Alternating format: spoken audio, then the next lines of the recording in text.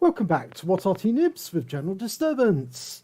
This is an M12, it's the Tier 7 American SPG, and this one's located on the east spawn of Sand River under the command of FendaBenda. Now it's a 155mm howitzer capable of 700 alpha, and it can penetrate up to 44mm of armour, but it's mounted on top of an M3 chassis. And the gun is of First World War design, a French design, and they built 100 of these, 60 in 1942 and 40 in 1943. Okay, battle has started. And FendaBenda's taking it south at the moment. It's off to a firing position slightly further at the back, I think. Or further east, yes, it is east. Okay, right, well, it's up on top of the rise.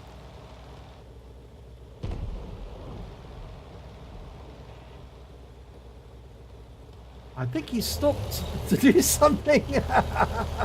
Okay, now he's active. Hopefully. He's active, he's looking for the enemy now, and he's found his first one, a T-52. Now we're dialing in on him, but they're very mobile, those T-52s. Fires a round in, oh, just misses him. Now he's moving, relocating to avoid counter battery. Doesn't need to move very far. Oh, he's right up against the edge of the map there.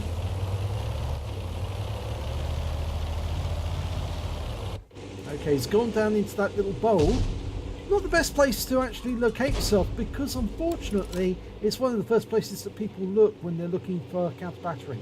And it's a Primo Victoria, and it's a splash for 255. It's a good hit.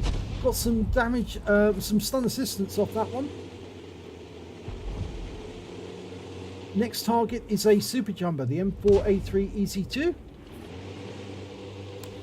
And nearby is an E25, and he's moving rather rapidly. Oh, there's a Cromwell.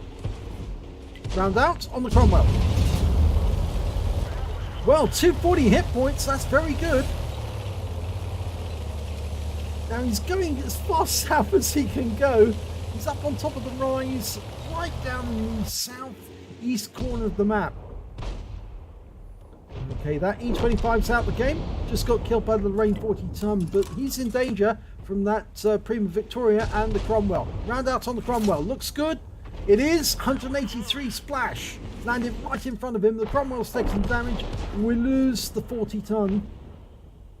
He was killed by the Primo. But we're reloading rapidly. Just need to see the target. Okay, we've got the EZ2. He's in sight. Lining up a shot. Rounds out. Oh, he killed the EZ2. Super Jumbo's gone. Nice shot. Now, reloading.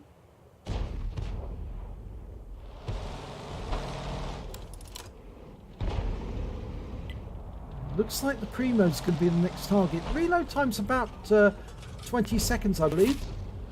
Well, it was nearby and looks like it tracked him. It did it. It certainly did critical hit. And if the Cromwell joins him, the Cromwell's low on hit points. He might be able to get a kill here. In fact, he might be able to get 2 kills if he can get the shot right. Nope. Going for the... he's going for the Primo. Dialed in, rounds out, good shot, yes! 269, good hit. And that P43 biz just went down, the Cromwell's gone. Can he get that Primo now? Next shot, well, he should be able to get it.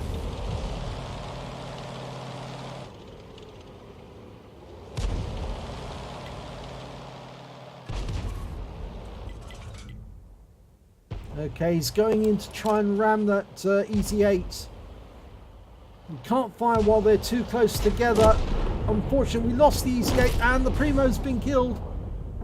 So the scores are fairly even at the moment, 5 each.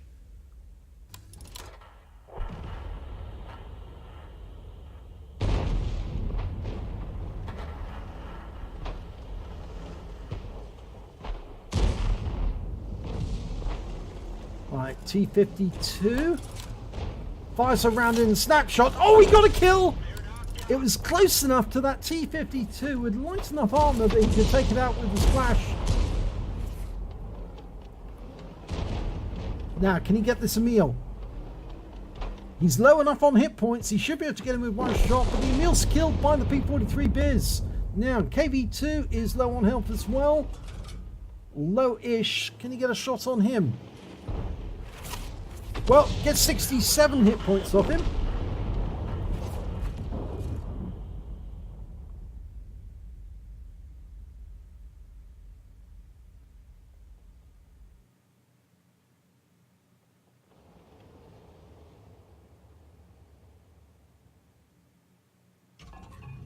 Okay, loaded.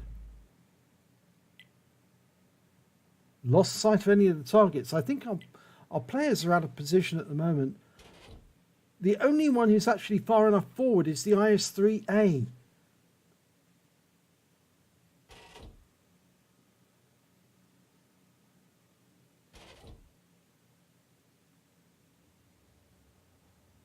Okay, T-29. Yep, splash, 277. It's good, but we need more fire on that T-29. He got rid of the stun very quickly, so he must have used his first aid kit. If he's burned it, he won't be able to use it a second time, but we're reloading rapidly. And FendaBenda's switching to the tanks in the north. Unfortunately, there's nobody up there anymore to spot for us, and they've gone unsighted. So I think we're going to have to stick with that T-29 for the moment. Only problem is, there's nobody watching him. It's allowing the enemy to get closer. They're one tank up on us at the moment.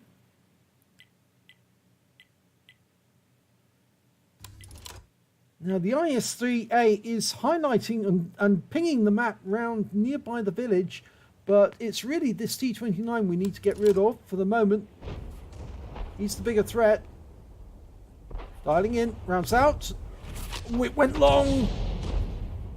Wasn't good. And we've got a KV-3 approaching on the north, but they should have sight of him from the ridgeline overlooking the cap area. Yes, they're getting shots into him. Now, almost loaded. Lining up a shot. Round out. Yes, direct hit, 224. He's now one shot. And switching back, there's a KV-2 in the valley. The IS-3A should be dealing with him. He's got the firepower to do it. This T-52 is being dangerous. He is getting close to the cap area, but he is firing his shots wildly. He's got into the dip, but if he tries to come out of the dip, he's going to find himself in trouble. FendaBenda's loaded, ready to shoot. And he's killed him! Yes, I thought he was in danger, because he actually slowed down to stop there, poke up and see where we were. And unfortunately for him, FendaBenda was ready, fired the round in, and took him out. Now, they're looking for that T-29. Or rather, the T-29's actually been killed. What am I saying? We're looking for the KV-2. Round out on the KV-2. Oh, wipeout! 256 hit points. He's out the game. There's the SU-130PM. But he's killed our IS-3A and pulled back behind the mosque. It's going to be difficult to get a shot on him. Even at the angle we are at the moment, we can't really loop a shell in. We need him to come around that corner in order to shoot at him. And there's another problem. The KV-3 came up, but the Sturmil got him. So we're now even on the score. 3 each left. The enemy does have an S-51, an AT-15 and that SU-130. Well, we know where the SU-130 was last seen, behind the mosque. He might have moved in the meanwhile because there's nobody spotting that area. He could easily move away. So we're looking for destruction of anything nearby that spot to indicate that he's moving.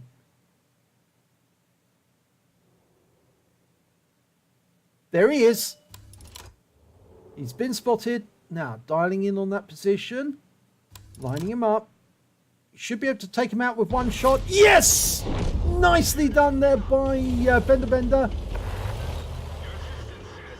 And that's his 5th kill so far, and he's been asked to platoon with the E25, who's out the game at the moment. He's now dead, but he must be watching. Now FendaBenda is just 1 kill away from getting a top gun. Just 1. He's reloaded. He's moving. He hasn't really moved that much since the game started.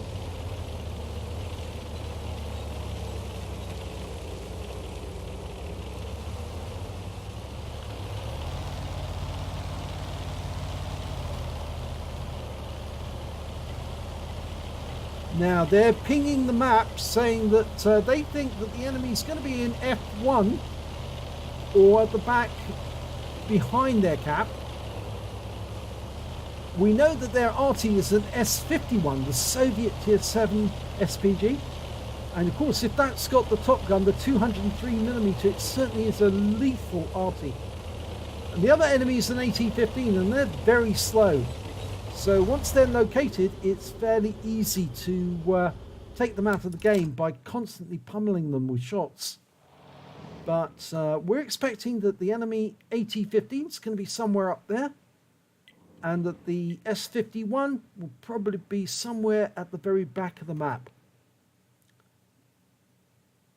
Probably behind the cap, round about there, maybe down the dip in the river bank, or actually in the river bed.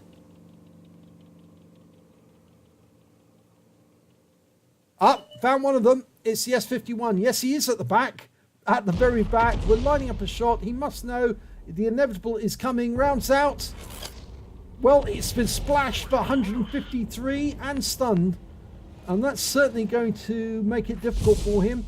He's aiming, but I'm not sure he's got anything to aim at actually at the moment. Oh, no, he's being hit by the OI. And he's now 1 shot. We're lined up. We're ready to go. Rounds out straight away and kill shot. And that's the top gun. So 1 enemy left, the AT-15. And I think FendaBenda wants that one too. I'm pretty sure he does. In fact, they're saying, oh, I go back. Yes, there's the AT-15. He is up in F1. Lining up a shot. Now, let FendaBenda do it. He can put the shell in. And he does. That must have splashed the AT-15. Reloading. We've only got 1 round left. 1 round of HE. Unfortunately, the M12 doesn't carry a huge amount of ammunition. So you have to use your shells very, very carefully. So really, he ought to wait until the enemy is sighted before shooting, not fire it blind. But he is focused on that position.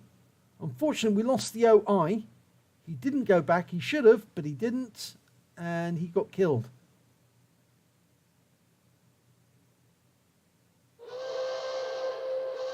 Now, that's the 2-minute hooter.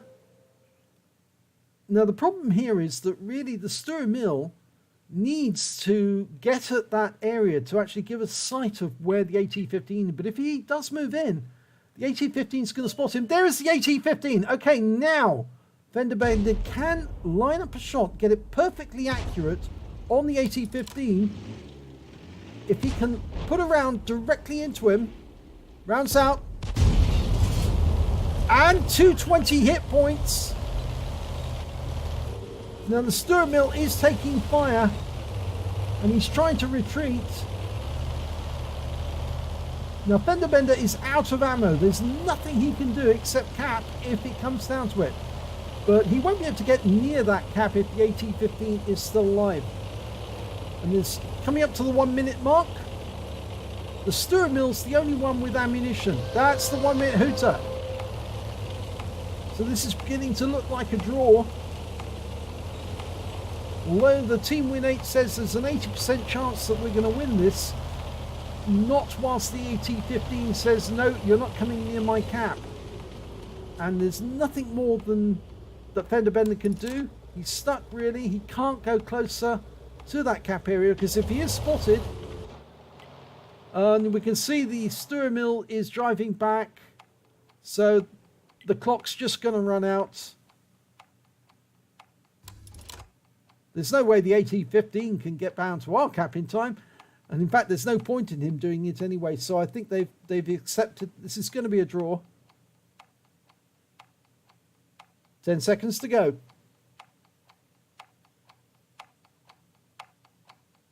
At least FendaBenda got his Top Gun. And that's it. It is a draw.